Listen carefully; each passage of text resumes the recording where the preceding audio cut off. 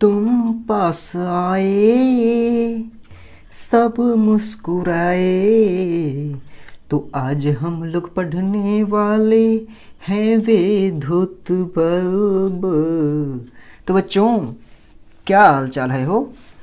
आज का प्रवचन जो स्टार्ट होने वाला है किस चीज़ पे? विद्युत बल्ब के ऊपर वो स्टार्ट होने वाला है। ठीक है, आप सभी ने विद्युत बल्ब तो ज़रूर देखा होगा। अब कैसा कैसा देखा होगा मुझे मत बताना। थोड़ा सा हम जो प्रवचन करने जा रहे हैं उस प्रवचन को थोड़ा सा ध्यान से देख लो। यानी कि विद्युत बल्ब क्या कहने का मतलब क्या हुआ? वैसा बल्ब जो विद्युत से काम करेगा, विद्युत से ऊर्जा प्रकाश देगा, उत्पन्न करेगा, उसी के बारे में बात कर रहे हैं। ठीक, तो आप जरा सा सुनिए। एक विद्युत बल्ब मान लीजिए हम ये लिए हैं, ठीक है। तो ये विद्युत बल्ब जो होता है, तो ये इसके ऊपर से तो ये शीशा रहता है, ठीक है, ये प्लास्टिक का कवर रहता है, ठीक है। जनरली हम ये पुराना वाला ले रहे हैं, पुराना वाला बल्ब जो लाल कलर का जलता है, थोड़ा सा हम वो बल्ब लिए हुए हैं, ठीक है।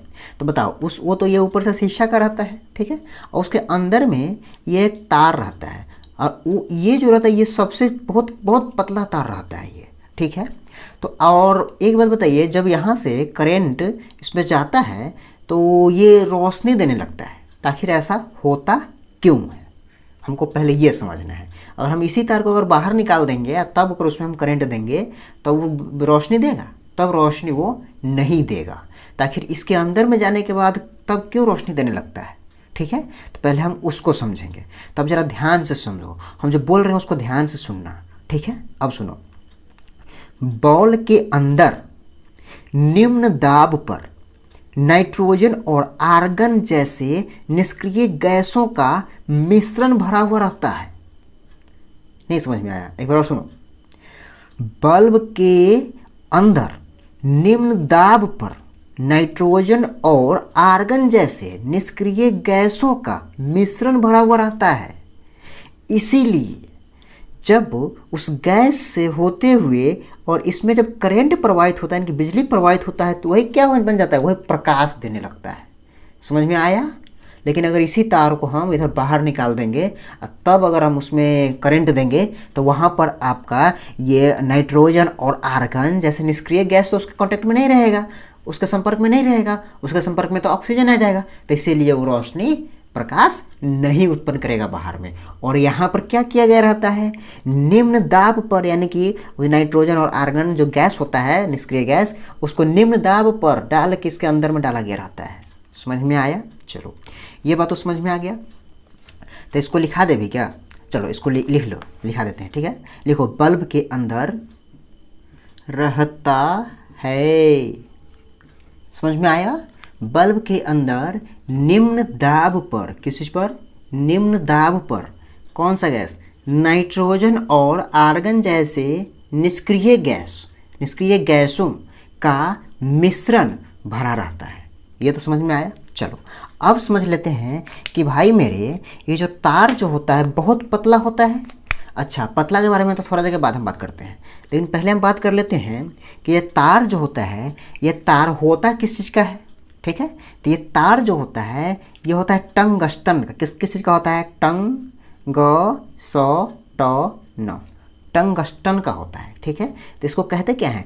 टंगस्टन का तंतु, जिसको हम लोग फिलामेंट कहते हैं। क्या कहते हैं? फिलामेंट। यानी कि इसी को ना हम लोग इसको हम लोग क्या कहते हैं? फिलामेंट। अगर ये जड़ जाता है, ये टूट जाता है, तो हम लोग क्या कहते हैं? इसका फिलामेंट टूट गया या फिलामेंट इसका जड़ गया। ठीक, अब सुनो ध्यान से। अब तुमसे यहाँ पर एक क्वेश्चन पूछेगा ऑब्जेक्टिव में, ठीक है, कि भाई मेरे पूछेगा कि टंगस्टन का गलनांक कैसा होता है, मतलब उच्च होता है कि निम्न होता है, ठीक है। तो अगर इसका टंगस्टन का अगर गलनांक पूछेगा, क्या पूछेगा? गलनांक पूछेगा कैसा होता है, तो बोलना अत्यधिक उच्च होता है। क्या होता है? अत्यधिक उच्च होता है, ठीक है। तो कितना डिग्री सेल्सियस होता है? तो 3400 डिग्री सेल्सियस। समझ में आया? यानी कि पूछेगा कि गलनांक इसका कितना होता है, तो माने कि 3400 डिग्री सेल्सियस होता है, ठीक है। अच्छा, तो गलनांक के बारे में समझ गया।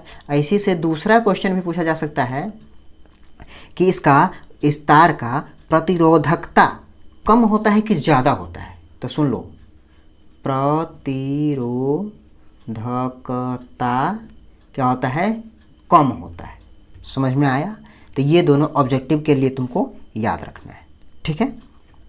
अब हम आते हैं कि इसका जो ये तार जो फिलामेंट होता है, फिलामेंट का तार देखा होगा तो लोग बहुत पतला रहता है। फिलामेंट का तार बहुत पतला रहता है, ठीक है। तो बहुत पतला क्यों रहता है वो भी कारण समझ लो, सुनो ध्यान से। जैसे ही हम इसमें करेंट को, बिजली को जो प्रवाहित करते हैं, तब इसमें जैसे ही करंट आता है तब क्या होता है, इसके चारों साइड तो गैस रहता है और ये गैस के अंदर में ये करंट प्रवाहित होता है, जिस कारण से गैसों के बीच में विकिरण होने लगता है। यानी कि जो प्रकाश हम लोग को निकलता है, इनके विकिरण द्वारा ऊष्मा की हानि को न्यूनतम यानी कि कम से कम करने के लिए तंतु का पृष्ठ क्षेत्रफल कम से कम किया जाता है। समझ में आया? एक बार और सुनो।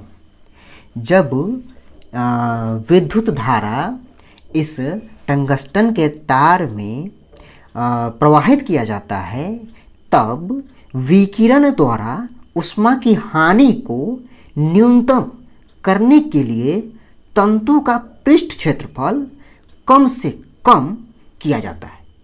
समझ में आया? तो उस चीज़ को लिख लेना। तो अब बताओ, ये तो बॉल के बारे में तुमको सारा चीज़ समझ में आ गया। कोई दिक्कत होगा, कोई दुख होगा, कोई दर्द होगा तो पूछ लिए ना कमेंट करके, ठीक है। चलो यहाँ तक तो समझ में आया। अब चलते हैं थोड़ा सा फ्यूज की तरफ, ठीक है।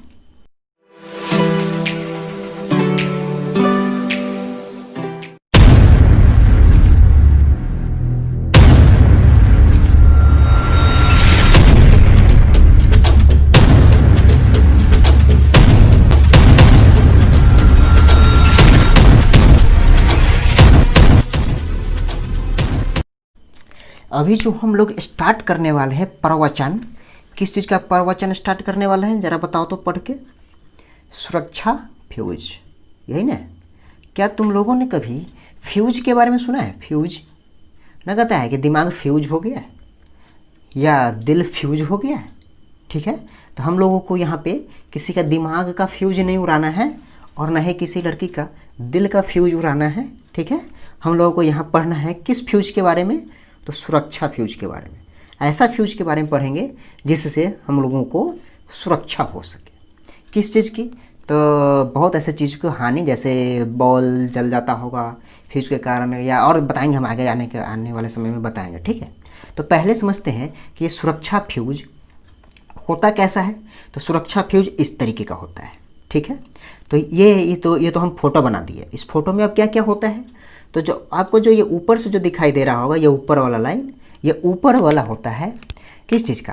कांच का होता है, कांच का होता है, ठीक है।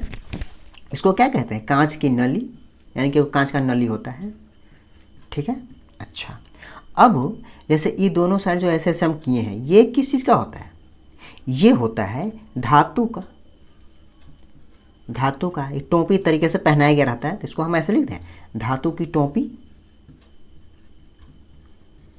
दोनों साइड से, इधर से भी और इधर से भी पहनाया गया रहता है, ठीक है। अब तुम लोग देख रहा होगा कि ये अंदर में जो है ये काला इस तरीके का एक तार है, ठीक है। ये तार रहता है अंदर में, ठीक है। तो ये तार जो होता है, ये तार किस चीज़ का बना हुआ होता है, ठीक है। तो सुनो, ये तार कहाँ पर है? इस कांच की नली के अंदर में है, ठीक। तो इसके बारे में सुन लो कि ये तार जो होता है, ये तार किस चीज़ का बना होता है, ठीक है। सुनो, फ्यूज में जस्ता या लेड और टीन, क्या बोले हम? फ्यूज में जस्ता या लेड और टीन की मिश्र धातु, यानी कि लेड और टीन को मिला करके एक धातु बनाया जाता है, ठीक है। उसी धातु का तार इसमें लगाया जाता है। समझ में आया? तो पूछेगा फ्यूज के अंदर में जो धातु लगा हुआ रहता है तो किस चीज़ का रहता है? तो लिख देना सीसा टीन। सीसा टीन का क्या होता है? मिश्र धातु के, मिश्र धातु, ठीक है। मिश्र धातु का, और लिख दो का पतला तार। ये मोटा नहीं होता है, बहुत पतला ही होता है, ठीक है। अच्छा, अब तुमसे पूछेगा कि ये जो तार जो अंदर में लगाया गया है सीसा और टीन का मिश्र धातु के बना करके, ठीक है, तो उसका प्रतिरोधकता क्या होता है, इसका आपसे पूछेगा प्रतिरोधकता, इसका प्रतिरोधकता क्या होता है, तो इसका प्रतिरोधकता अधिक होता है। ऊपर की ओर एरो का मतलब क्या थे, अधिक, ठीक है। और पूछेगा इसका गलनांक क्या होता है, गलनांक, तो इसका गलनांक कम होता है, ठीक है। नीचे का एरो मतलब क्या, कम। तो याद रखना ऑब्जेक्टिव में सब पूछता है, ठीक है। ऐसे पूछ सकता है कि सुरक्षा फ्यूज जो होता है उसमें उसका जो तार होता है किस चीज़ का मिश्र धातु होता है, तो सीसा टिन का होता है, ठीक है। या ये भी पूछ सकता है कि उसका प्रतिरोधकता क्या होता है, तो उच्च होता है, यानी कि ज़्यादा होता है। पूछेगा गलनांक क्या होता है, तो गलनांक कम होता है, निम्न होता है, ठीक है। अच्छा, अब तुमसे ये भी पूछा जा सकता है कि भाई साहब, भाई मेरे सुरक्षा फ्यूज का उपयोग क्यों किया जाता है, ठीक है। ये क्वेश्चन आपसे कोई पूछ सकता है, ठीक ना। तो सुनो, सुरक्षा फ्यूज का उपयोग क्यों किया जाता है, ठीक है, बताएं हम इसका आंसर। चलो सुनो, ध्यान से सुनो। जब परिपथ में अचानक धारा की प्रबलता आवश्यकता से अधिक बढ़ जाती है, तब धारा से उत्पन्न अत्यधिक ऊष्मा फ्यूज के तार को, क्या बोले, फ्यूज के तार को पिघला देती है और परिपथ टूट जाता है, यानी कि चकनाचूर हो जाता है। यानी कि ये तार जब टूट गया तो यानी कि करंट है नहीं, अब उन्हीं का करंट वन नहीं, ठीक है। चलो, यानी कि और परिपथ टूट जाता है। इससे परिपथ में लगे, परिपथ में क्या क्या चीज़ लगा होता है, जैसे पंखा, बल्ब, फ्रिज, हीटर, मोटर, यानी कि जितना चीज़ होता है, ठीक है, ये सभी जलने से बच जाता है। समझ में आया। तो इसीलिए सुरक्षा फ्यूज का उपयोग किया जाता है, ठीक है। अच्छा, अब तुमसे पूछ सकता है कि भाई सुरक्षा फ्यूज मतलब कौन चीज़ का बना होता है, तो हम बता ही दिए हैं। नहीं अगर याद रहेगा तो लिख लेना कि फ्यूज में जस्ता या लेड के टीन की मिश्र धातु का तार लगा होता है, पहली बात। दूसरी बात पूछेगा कि सुरक्षा फ्यूज का उपयोग क्यों किया जाता है, ठीक है, तो उसको भी हम लिखा देते हैं, उसको लिख लो एक बार, ठीक है। लिखो, जब